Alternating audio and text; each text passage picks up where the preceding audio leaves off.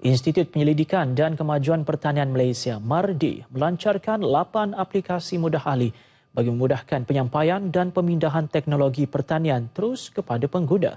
Aplikasi tersebut dilancarkan Menteri Komunikasi dan Multimedia Datuk Seri Dr. Saleh Keruak di tapak pameran MAHA 2016 di Serdang. Hadir sama Menteri Pertanian dan Industri Asas Tani Datuk Seri Ahmad Syabri Cik. Sebelum itu, Datuk Seri Dr. Muhammad Saleh meluangkan masa melawat ke beberapa gerai pameran.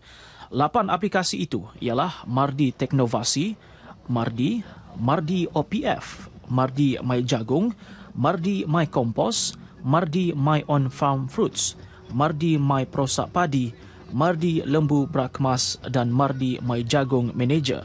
Tujuannya bagi memudahkan penyaluran maklumat berkaitan pertanian kepada orang ramai.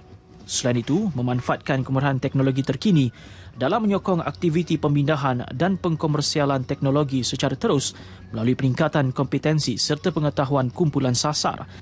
Setakat ini, MARDI telah mempunyai 22 aplikasi mudah alih yang memaparkan teknologi MARDI sedia ada dalam bidang pertanian untuk dijadikan rujukan dalam sektor pertanian.